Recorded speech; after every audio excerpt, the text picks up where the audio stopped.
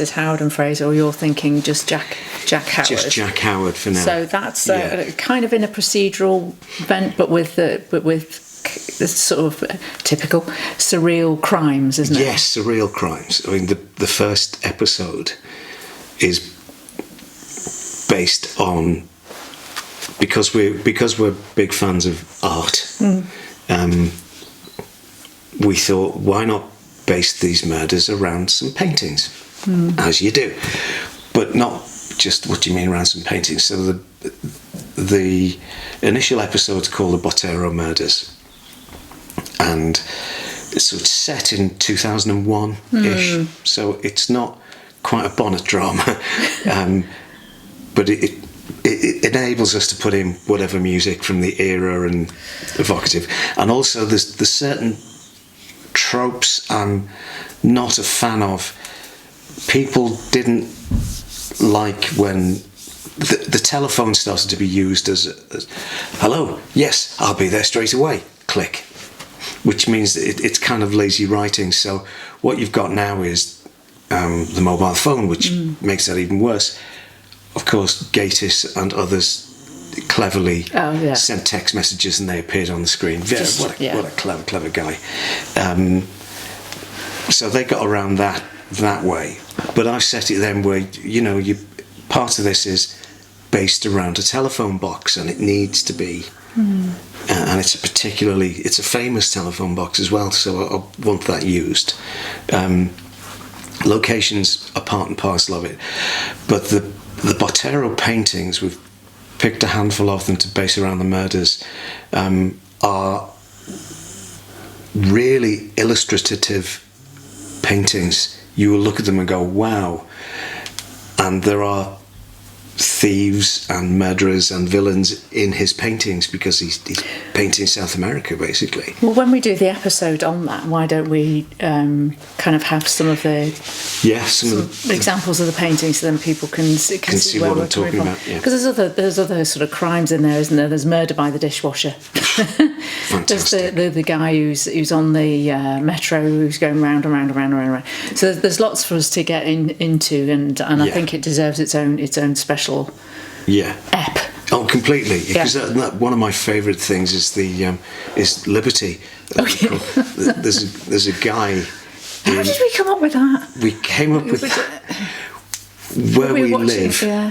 Where we live, folks, is on a peninsula, and you have a big river, and it silts up, and sandbanks. And if you take the wrong path to this outward island, you will sink in the sinking sand. And so we've had someone bodies discovered just with their hand holding onto a rope like that. So you can.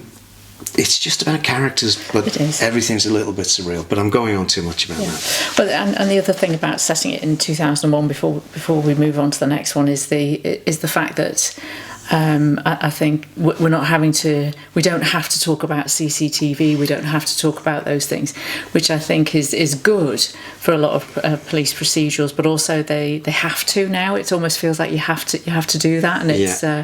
So we're not doing that anyway. Yeah. So moving on. So the next one on our list is Marsha Brown. Yeah. So that started out as a book, which has sort of over time whittled its way down into a kind of a cat and mouse thing. So basically, Marsha witnesses something she shouldn't. Yeah. And then has to go on the run from both the police and the people who perpetrated the thing that she saw. Yeah. So she's being chased by these two, and her dad's not well, and her mum's sort of in stages of Alzheimer's, and this, that, and the other. She lives at home at the moment to support her dad. So there's all of that going on, and it's how the worm turns, basically, how she goes from being that's her story, how she goes from being, oh my gosh, I'm hiding, I'm a victim, to sort of like, right, no, enough's enough, and I've got to fight back. Yeah, so it's her journey on there, and how she ends up. So that's. I want to get onto the office administrator, which is totally, completely your idea.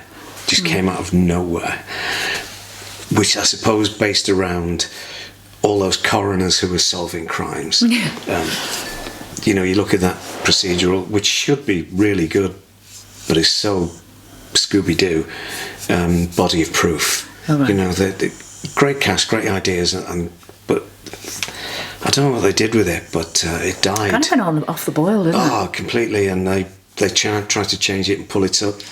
Against all of those, this is what the coroner goes out and solves the crime stories. You came up with this guy who's got, you know, like all of us, his personal life is hilly, isn't it? You know, nothing's smooth. Yep. It's not all about, oh, he's an alcoholic and divorced from his cocaine sniffing wife. It's none of that. They've got personal stuff in their relationship, and he has to go to work and he has to be in charge of crime scenes. And you know, most procedurals, they don't even get them to sign in. You know, the people just walk underneath the tape and onto a crime scene. There's all kinds of stuff, and these things have to be coordinated by somebody who isn't a police officer. They are civilians, and they usually got a degree in something, quite often a PhD in something, to control this crime scene and say, no, you can't come on the crime scene, you have to sign in. No, I don't want you anywhere near it.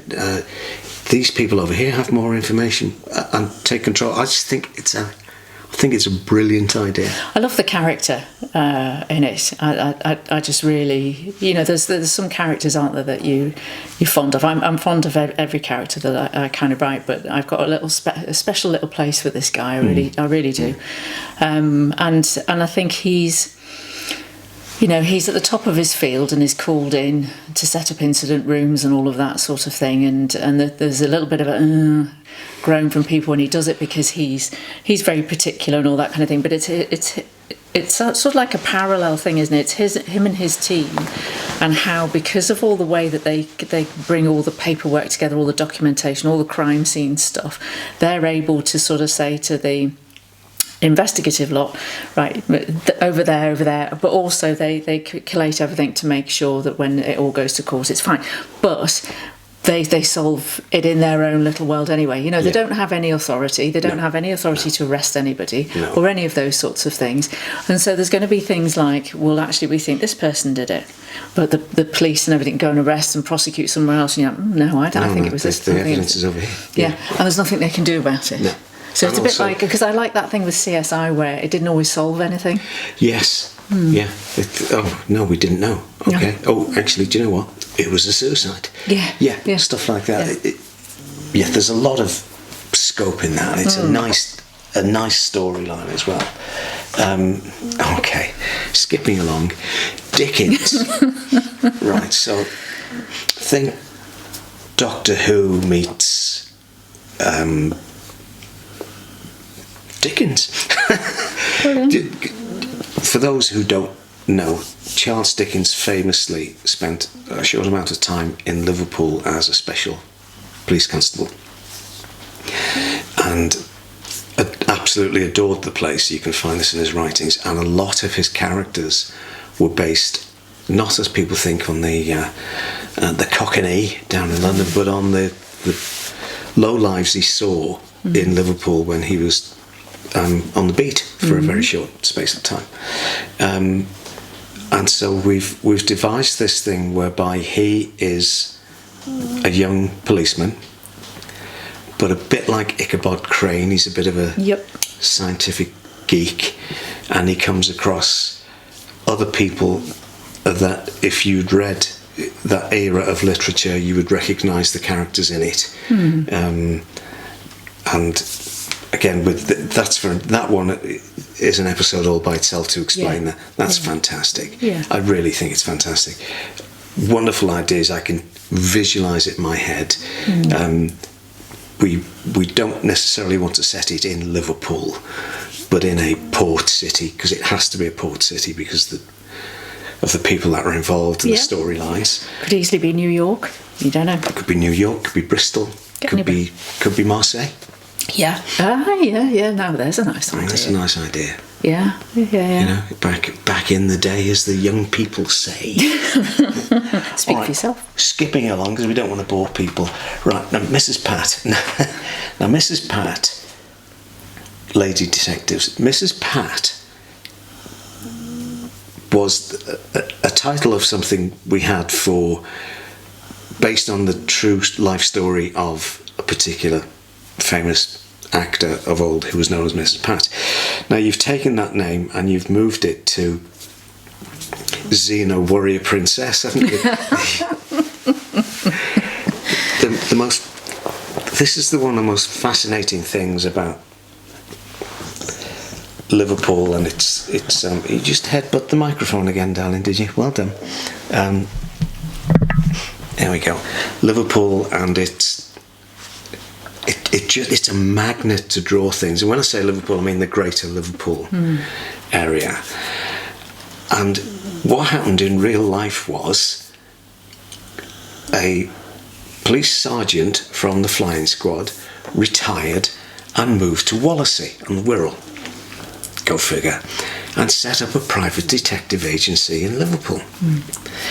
And his young daughter started helping out, and then she took over, and this real woman became the head of the conglomeration of private detectives in the UK, and then she became the head of the private detectives around the world. This is just amazing. All based here. There's archival footage of her. Yeah. So we've decided to take